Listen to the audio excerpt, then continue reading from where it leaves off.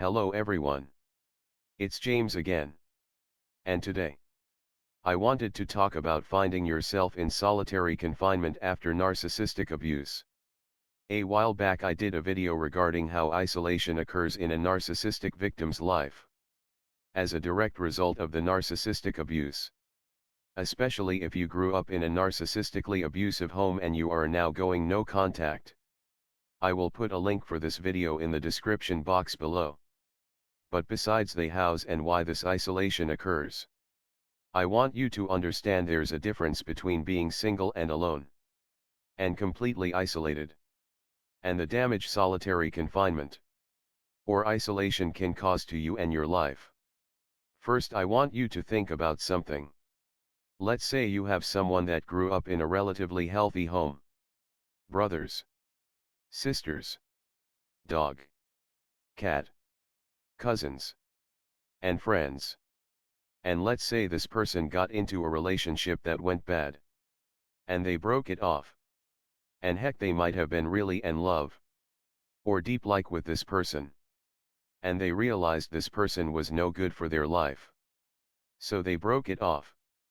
Now this person declares they are going to be alone for a while to sort things out, and not rush into another relationship. Now does this alone really mean alone? Like they go home after work and there's an empty house, and it's just them, and there's no one to talk to. No, this person still has friends, family, and others in their life they can rely on. They still have people to go to the movies with, go to the park with, and to hang out with if they so choose. And this is so important because it keeps their mind sharp and healthy so they can focus on bettering themselves, all the while stimulating all of those things in their brain that make us tick in a positive way. Well, most narcissistic abuse victims or survivors find themselves without friends, because of the smear campaigns, without family because they are all toxic, and maybe you just met a new friend and you found out they are toxic too. So now you are alone. You just broke up with your narcissist's ex, or you just got a divorce, and maybe you have kids and the narcissist's ex took the kids and turned them against you. Or maybe you don't have kids at all, and you are alone. This alone isn't healthy. And let me tell you why. When a person is in jail or prison, as a punishment, they will stick them in a small cell limited in size, and no contact from the outside world. They are put in a world of loneliness. And this is considered torture, or like I said, a punishment. And its effects can have the strongest person on the floor crying. This person might start to have anxiety attacks or panic attacks. And they might show symptoms of PTSD or CPTSD as a result of this solitary confinement. So I have a question. Why wouldn't it be the same for you? How many of you have spent month after month and year after year alone like you are doing time in prison? You have no friends, no family, no nothing.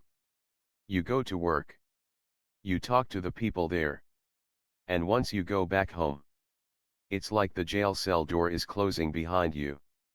This is not healthy for your mind or your progress in healing. You need positive stimulation.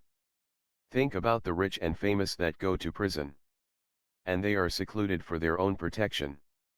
And after a while they can't take it anymore. They are almost begging to go into general population, because they just want to be around people. Think about how powerful that is. And you are living the same way.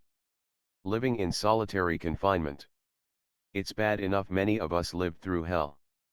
We shouldn't exchange the hell for a little cell for us to live in. So what is someone to do that has this problem in their life? Well, remember the example I gave of the healthy person. Being single or alone is okay, and is quite healthy while you are sorting out your life and developing boundaries. But you really need to find activities you can count on for you to attend that puts you in the company of people. No. You don't have to make best friends out of these people. Making a handful of acquaintances is just fine. But at least you have something to look forward to each week or weekend. To keep your mind fresh. And to have that good feeling of laughing and sharing general day-to-day talk with someone else.